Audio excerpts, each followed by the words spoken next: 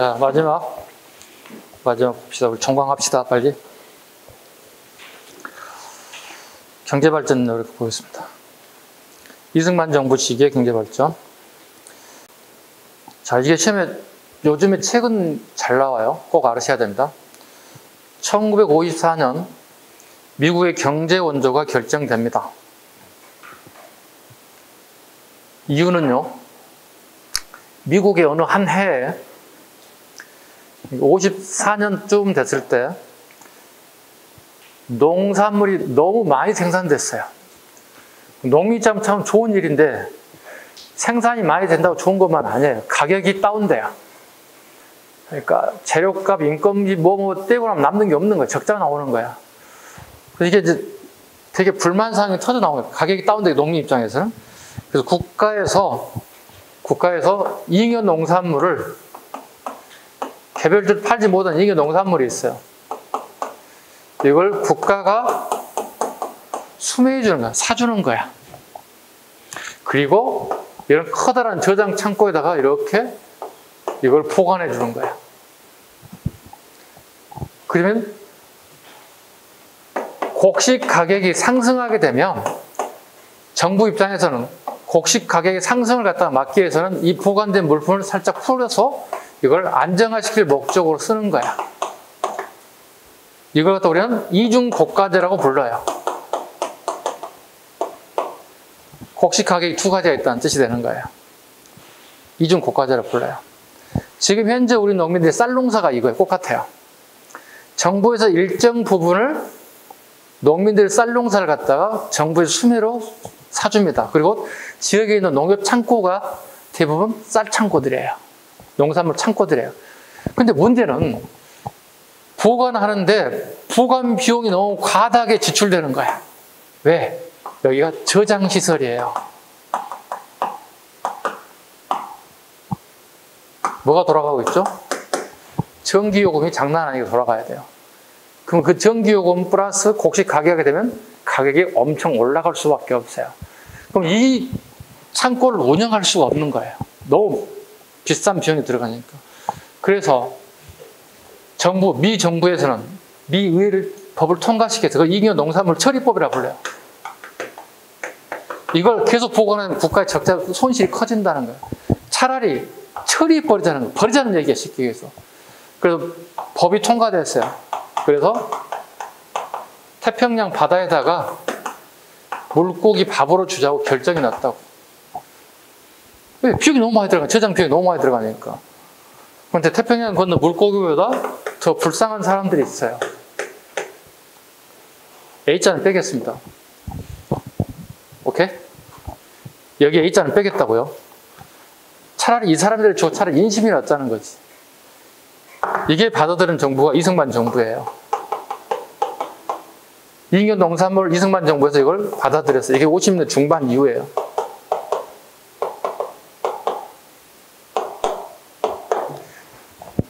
세 가지 하얀 산업이에요. 그래서 이걸 갖다 300사업이라고 불러요. 300사업은 가공한 게 아니라 원자재가 왔어요. 그래서 우리나라에서 어떻게? 껍질을 벗겨서 파는 가공업이 발달돼요. 가공이 발달돼요. 자, 그럼 이거 기업들이 이 물건을 받았어요. 기업들이 받아서 이 물건을 가공해서 판매하게 돼요. 판매하게 되면 뭐가 생길까요? 수익이 생 거예요. 수익이 생겨요. 이걸 공짜로 먹을 수는 없잖아, 기업인들이. 그래서 어떻게? 수익의 일부를 갖다가 정부의 정치자금 용도로 주는 거예요. 오케이? 그럼 정부에서 정치자금을 공짜로 먹을 수 없잖아. 그럼 우리 그대로 올라가면 돼요. 미 정부에게 일부 요금이 들어가게 돼요. 그 미 정부에서 어떻게 해요? 이것도 마찬가지로 정치자금으로 쓰이게 돼요, 일부가. 또 일부는 또 있어요. 이 자금의 정분이 이렇게 나가는 거, 이렇게 나가는 이 두 번째는 뭐냐면, 미국의 골머리 중에 하나가 뭐냐면 2차 세계전쟁 썼던 무기가 있어요. 그 무기를 갖다 창고에 가득 다 세워놨어요. 왜? 미국은 새로운 무기가 만들어서 많은 병사 새로운 무기가 지급되어 있다고요. 그 대표적인 무기가 M1 소총, 칼빈 소총들 갖다가 우리나라가 구매했어요. 미국에서는 우리 속담으로 비유하자면 도랑치고 가재 잡았어요. 도랑도 치고 가재도 잡았다고. 일석이조가 됐어요. 이게 우리 그 당시에 현역 군인들의 무기였어요. 웃기는 것은 이 무기들은 실탄을 하나 넣고 장전하고 쏘는 무기들이에요. 이거 무기 아니잖아요. 그렇잖아요. 우리 군대 다니면서 총 쏴보신 맛이잖아요. 탄창에다 뜩 넣어서 탁 집어넣고 클릭 딱 조절, 자동 반자동 누고 늘 당기는 거잖아요. 이게 인근 농산물 처리법이에요. 이게 50년 후반까지 공짜로 우리가 먹었어요. 공짜로 먹게 되면 우리나라에 봐봐. 농산물 가격이 되게 낮잖아요. 그러면 우리 서민들이 살 수 있어요. 서민들이 조금 이만큼 벌었어요. 오케이? 이만큼 벌었다고 벌이가. 내 벌이 이 정도밖에 안 된다고. 그 농산물 가격 이 정도 돼. 반밖에 안 돼. 그럼 어떻게 해? 가족들이 먹고 사는데 큰 문제가 없어요. 오케이? 그런데 50년대 후반 되면 미국이 정책의 변화가 옵니다. 야, 니네 필요하다고? 이제 공짜 안 돼. 사 먹어. 이렇게 바뀌었다고요. 바뀌게 되면 어떨까요? 우리나라에서 수입했던 농산물 가격이 공짜가 아니라 이제 돈 주고 사온 거잖아요. 농산물 가격이 어떻게? 올라가게 되겠지. 그러면 서민들 어떻게 가? 삶이 즐거워질까? 힘들어질까? 힘들어지지. 내 수입에 비해서 가격이 올라서 살 수가 없는 거잖아요. 내가 노동력 이렇게 한 달 내내 열심히 해서 이만큼밖에 벌지 못했는데 쌀가격이 이만큼 올라갔다 생각해봐. 가족 생계가 위험해지는 거예요. 이런 상황이 전개됐다. 이걸 이해하시라는 얘기예요. 그러면 백성들이 힘들어지면 무슨 문제 될까? 이 정권이 잘못됐다고 얘기하는 거예요. 그럼 이 정권은 누구 되면 이제? 이승만 정권을 향해 가는 거예요. 그럼 정부는 어떻게? 무한 책임을 져야 되는 거예요. 왜? 백성들이 힘들어지잖아요. 그 책임 누가 져야 돼요? 정부의 경제적 실패한 거잖아요. 그럼 어떻게? 불평, 불만이 커질 수밖에 없는 거예요. 불평, 불만이 커질 수밖에 없는 거예요. 오케이? 자, 다시 갑니다. 교재를 가봅니다. 자, 이렇게 이해하시면 여러분 대충 이해 갈 거예요. 볼까요? 304 갑니다. 밀가루, 면직물, 설탕들을 원자료를 가져서 우리가 가공했다고. 그게 오늘날의 대기업들이에요. 삼성이니 뭐니 하는 사람들 전부 다 이걸로 오늘날의 대기업 된 사람들이에요. 대부분 다. 산업을 비롯한 소비재 가공업이 발전했다. 재벌이 성장했다. 대표적인 게 삼양사, 농심 뭐 이런 기업들입니다. 자, 이 중간 이익금을 대충자금을 크게 동그랗게 색깔 좀 칠해주세요. 중간 이익금을 대충자금이라 부릅니다. 이익이 생겼잖아요. 그리고 아까 미국의 정부에 정치 자금이 들어갔고 미국의 제일식 무기를 구매하게 되었다. 대충자금의 핵심 내용이다 보시면 되겠습니다. 미국의 인農産물 대량 유입, 국내 밀, 면화 재배 감소 및 국내 농산물 가격 하락, 농민의 생산 의욕 저하, 농가 소득 감소, 농업과 공업의 불균형, 기속재산 불화 및 원조 경제의 수혜 등으로 수혜를 바탕으로 독점 자본이 성장, 재벌이 성장했다.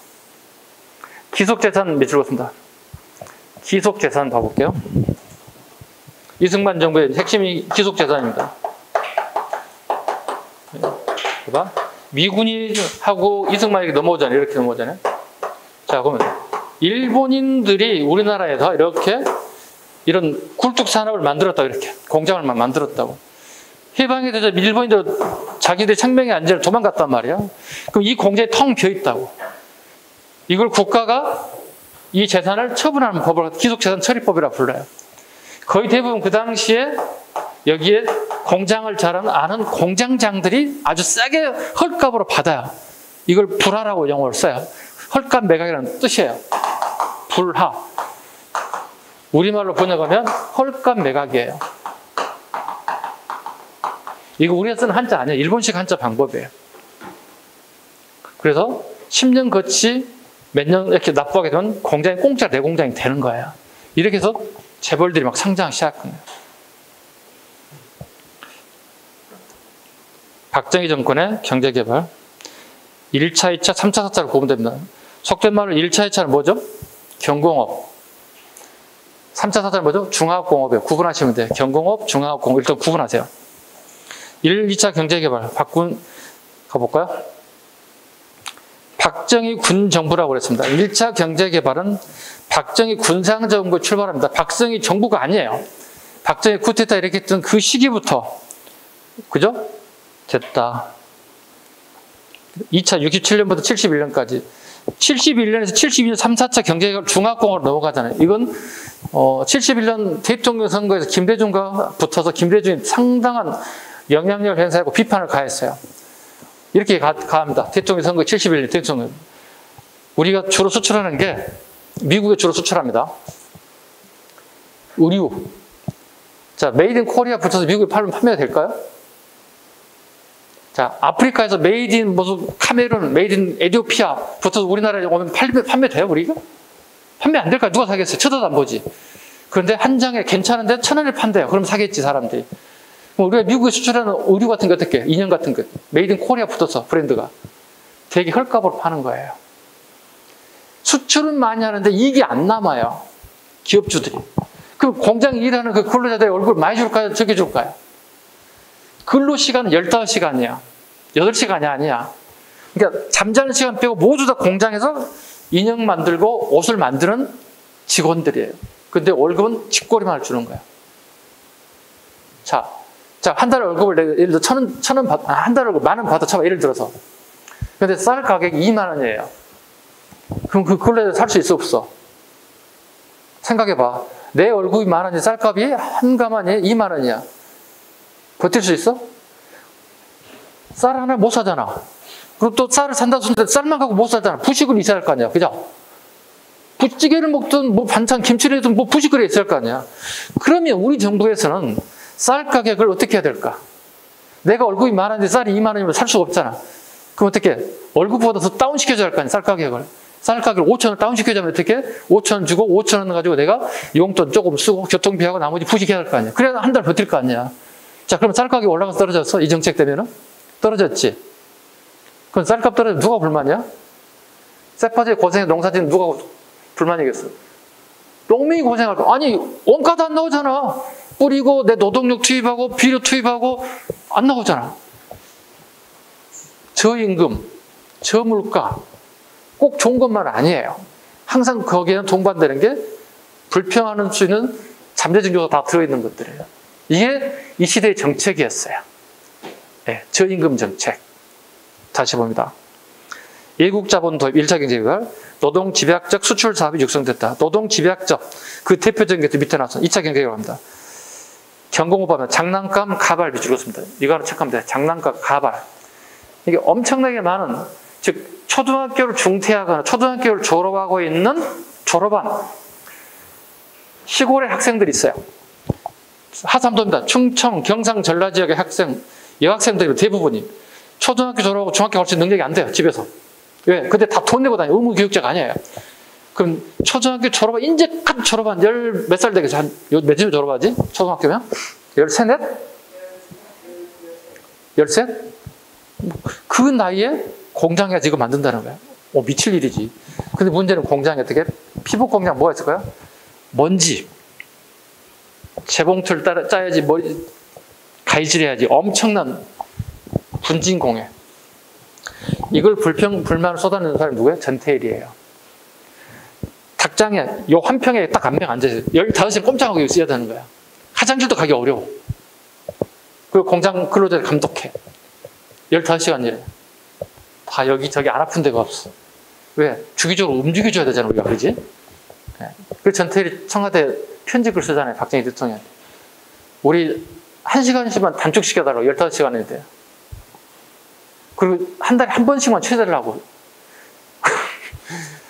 우리 월화수목 금요일 일하고 토요일 일을 쉬잖아요. 이것도 힘들다고 난리잖아요. 이제 주 4일 근무 시키자고 하면 난리잖아요. 진짜 이거 좀 하면 좋긴 하겠죠. 직장인들 입장에 좋긴 하겠죠. 적게 일하고 많은 월급을 받을 수 있는. 근데 또 CEO 입장에 또 그것도 불만이겠죠. 네. 여러 가지 문제점이 있어서 좀 합의가 잘 이루어져야 될 부분이 합니다, 앞으로는. 근데 앞으로는 결과적으로 말을 5시간 4일 근무하지 않을 거예요. 앞으로 본다면 5일. 점차 우리 백수로 살할지도 몰라요. 연금 받아먹고 살할지 모르겠습니다. 어느 시대가 되면요. 이 어려운 시기예요. 한계 보겠습니다. 대의존도가 심하, 노동 조건의 개선 및 노동자 권익 향상에 소홀했다. 그 적어야 된다. 거기다가 전태일 적어야 됩니다. 뒤에 나오겠습니다. 그 전태일 분신 사건이 터져 나옵니다. 이게. 네. 자, 71년에 김대중과 박정희가 대통령 선거에 붙었습니다. 김대중이 비판합니다. 인형 눈깔레에다가 붙이고 옷 만들어서 저렴한 가격에 팔아서 우리 근로자 언제 돈 벌겠냐고, 우리나라들. 그 박정희 대통령이 그거 충격 먹어요. 왜냐하면 80만 표로 차이로 당선됐어요. 되게 겨우겨우 된 거잖아요. 자, 그래서 3차, 4차 방은 되게 중화학공업으로 바뀝니다. 첫 번째 갑니다. 자, 니은부 맞죠? 중화학공업 및 전자공업 육성. 경공업에서, 그 다음에 새마을운동 미술입니다. 1970년 새마을운동. 1차 석유파동. 73년. 5.1달러 극복, 중동 축수. 자, 1차 석유파동, 2차 석유파동 가봅니다.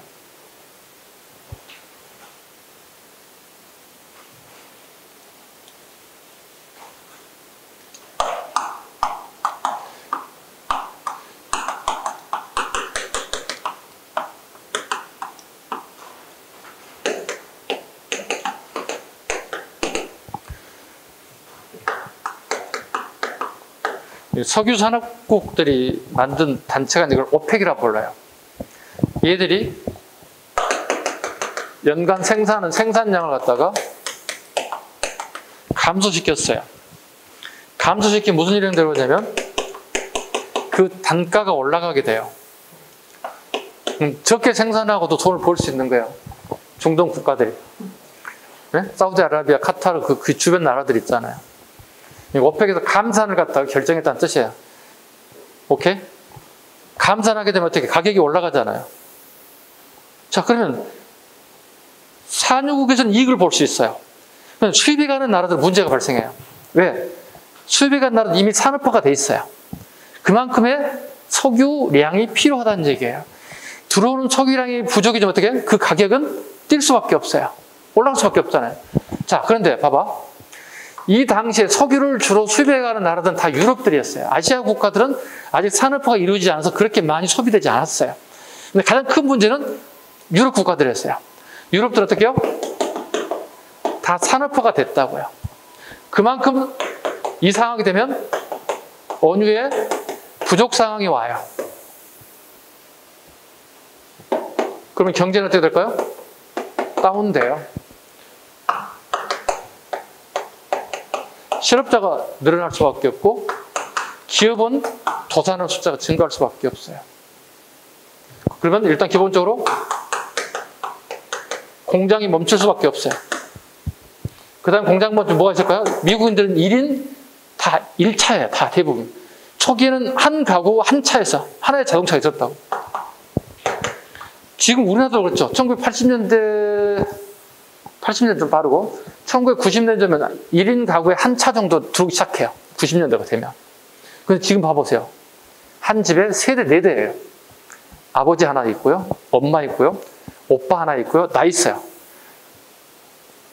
그렇잖아요. 여러분 집에도 그렇잖아요. 최소 한 대 있어요. 여러분들. 그죠? 아버지 출퇴근차. 엄마 미니 조그만 차. 그 다음에 여러분 엄마 아빠 약속했지. 야, 너 학교금 하나 사줄게. 이거 바꾸고 오신 분 계시죠? 없어? 그냥 엄마 차 뺏는 거로 된 거야? 그럼 엄마는 새 차 사야 되잖아. 새 차 봐도 중고 받으면 안 돼.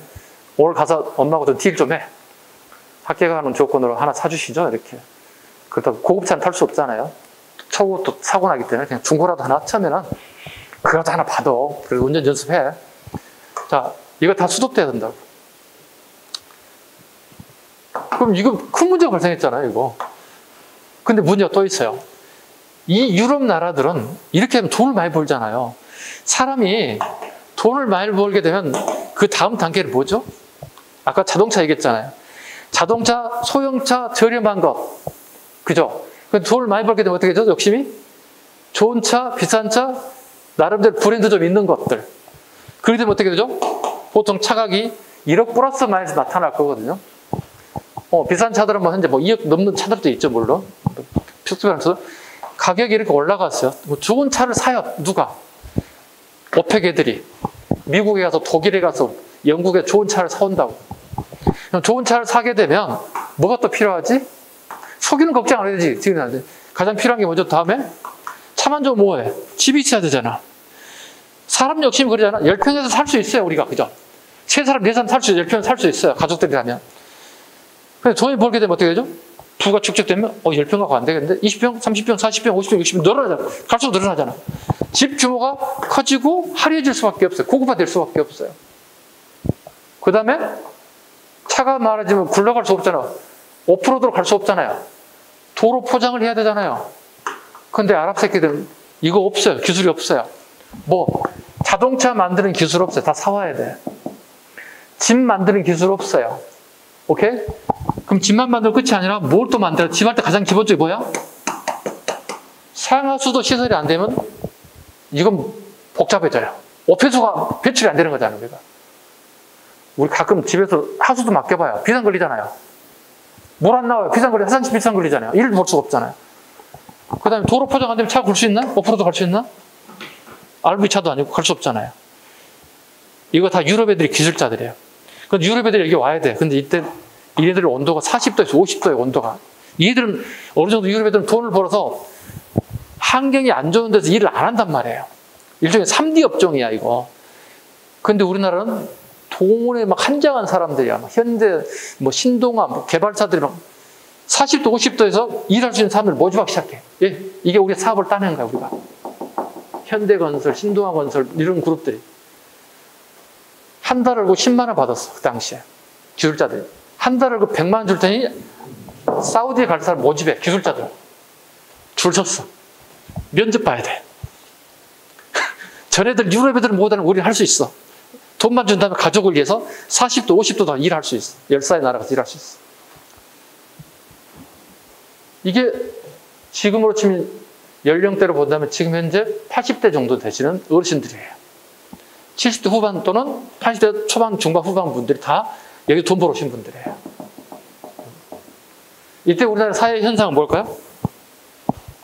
이때 우리나라 사회 현상. 집에 있는 주부들이 무료회. 나이트 가는 게 아니라 카바레라는 데를 가서 춤바람 나요. 사회 현상이에요, 이게. 그렇잖아요. 아이들은 학교 갔어. 남편은 돌아오지도 않아. 1년에 한 번씩 올까 말까. 할 일이 없어. 그 친구들 만나 시장 보러 가. 야, 우리 저기 이마트에 가지고, 이마트는 없다. 그때 당시 재래시장이다. 시장 가 장바구니를 딱 담아와. 그리고 클럽에 가서 시장 장바구니 넣고 쫙 시장 바구니가 있어. 자기 피표에나 가져갈 때 가져가야 되니. 그리고 거기서 만나 춤추고 놀아고 다시 돌아오는 이런 현상이 벌어졌어요. 이게 사회 현상이에요. 그 다음에 이혼율이 커졌어요. 왜? 남편 있으나 마나 돈 벌어온 기계니까 필요가 없어졌어. 그럼 바람 나고 이혼율이 커질 수밖에 없어요. 사회 현상이 벌어졌어요. 그러니까 어느 한쪽이 좋아지면 한쪽이 나빠질 수밖에 없는 이런 사회 현상들이 그 시기에 많이 나타났던 현상. 교재를 갑니다.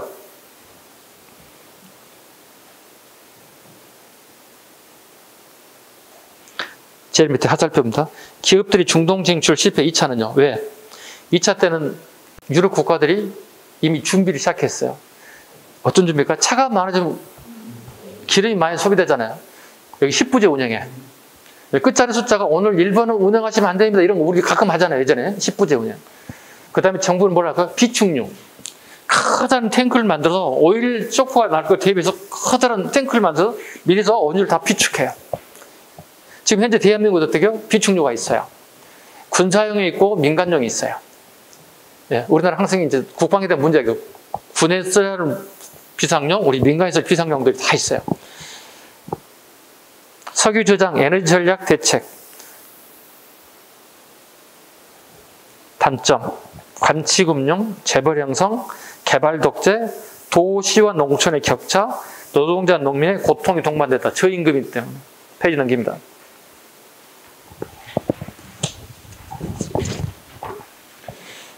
(80년) 이후의 경제정책. 전두환 3조 호황 별표. 저달러, 저유가, 저금리.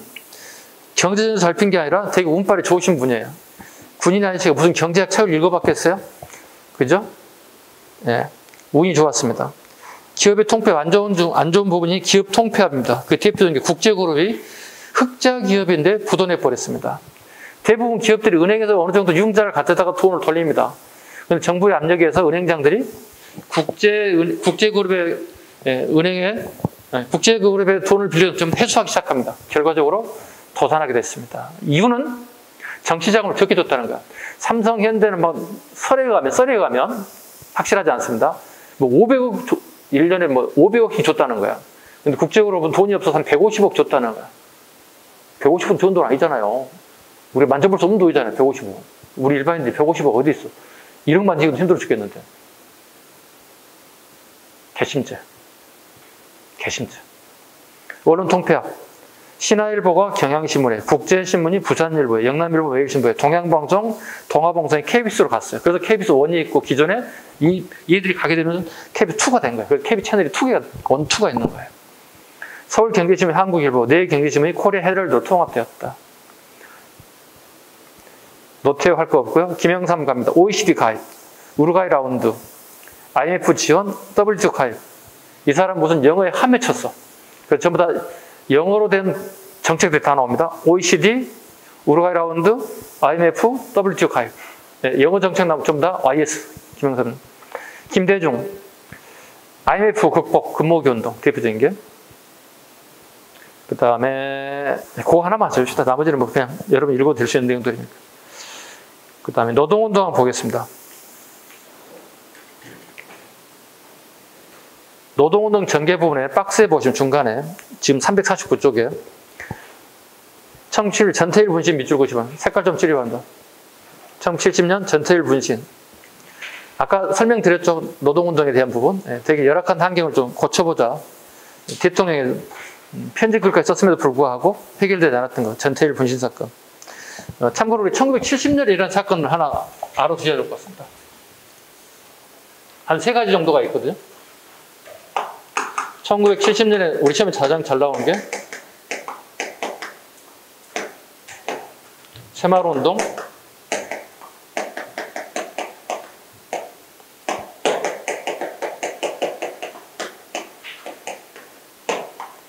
네. 1970년에 이런 사건 3가지. 시험에 되게 잘 나오는 문제. 새마을운동, 경부고속도로, 그 다음에 전태일 분신. 분신입니다. 분일이 아니라 분신.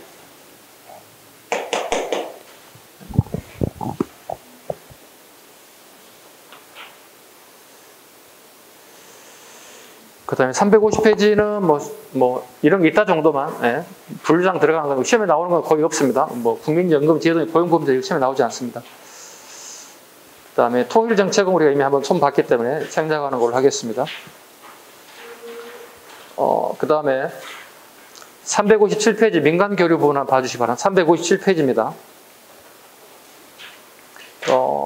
1998년 정주영 서태방문하는 몇 줄 하나 보시면 됩니다. 357페이지 1990년대 디귿번 정주영의 소떼방문. 아마 내 기억에 아마 1000마리 정도를 가져간 거 알고 있거든요. 1001마리인가? 그분이 원래 출생이 북한인데 자기 집에 아버지가 키우는 소를 한 마리 팔아가지고 남쪽으로 도망쳐 왔어요. 그러나 평생 돌아가지 못해서 자기 고향으로. 그래서 아산에 목장을 만들어서 소를 갖다가 길렀어요. 그리고 자기 빚을 갚는 심정으로 북한에다 나올 거예요. 어디. 2번째 그림 봐봐요. 정주영 현대회장의 소떼 방문. 이걸 세계 방송인 CNN인가요? 미국에? 이 CNN에 이게 방송될 정도 되게 탑 뉴스 중에 하나였습니다. 연도 잡으셔야 됩니다. 98년 정주영 소떼 방문. 다음 페이지 넘겨주시죠. 358페이지는 대한민국 헌법 개정 과정에 대한 얘기입니다. 여기 나오시는 부분은 이거예요. 허정가두 정부의 양원제, 국회 형태 양원제, 민의원, 그 다음에 참의원. 미국의 제도라고 할 수 있는 하원과 상원 제도가 있었다는 거. 화정가도정부와 장면 내각에서 만들었던 것들. 그 다음에 이제 필요한 부분들 쭉 한번 같이 한번 살펴보셔야 합니다. 그 헌법 개정 과정 우리 일반직 공무원 시험에 그렇게 많이 나오지는 않습니다. 주로 뭐 법원직 시험이라든가 뭐 국회 사무처라든가 이런 데서 되게 잘 나오는 문제이기도 해요. 그래서 여러분들이 선택적으로 어떤 부분을 하라는 얘기입니다. 그러니까 굳이 일반직에 또는 교육행정이 잘 나오지 않는 부분에 다 할 필요는 없다는 얘기입니다. 그래서 선택적. 됐죠? 그 다음 또 있어요. 내가 얘기하는 여러분 절대 안 볼 사람들이니까 얘기하는 거예요. 유네스코 지정 문화재 여러분 쭉 한 번씩 봐야 돼. 심심할 때 한 번씩 보셔야 되고. 그 다음에 368페이지 백제지구 문화유적 이거 다 기출이야. 공주에 뭐가 있다, 부여가 뭐가 있다, 익산에 뭐가 있다 쭉 보셔야 돼. 이 정도 다 하셔야 돼요. 지역사를 공부할 때 꼭 필요한 부분이에요. 그 다음에 얼마 되지 않았어요. 유네스코 인류 무형 문화유산 쭉 한번 살펴봐. 뭐가 있었다는 것 정도. 그 다음에 6번에 세계 문화유산 지정 2019년 7월 6일 지정 한국 서원 9곳이 지정됐습니다. 네. 어느 서원에 누가 배양됐는지 위치가 어디인지 쭉 여러분이 보시라고. 이건 제가 가르칠 내용이 아니라 여러분 쭉 한번 보시라는 얘기입니다. 이렇게 해서 전부 다 마쳤습니다. 수고하셨고요. 오늘부로 종강하겠습니다. 수고하셨습니다.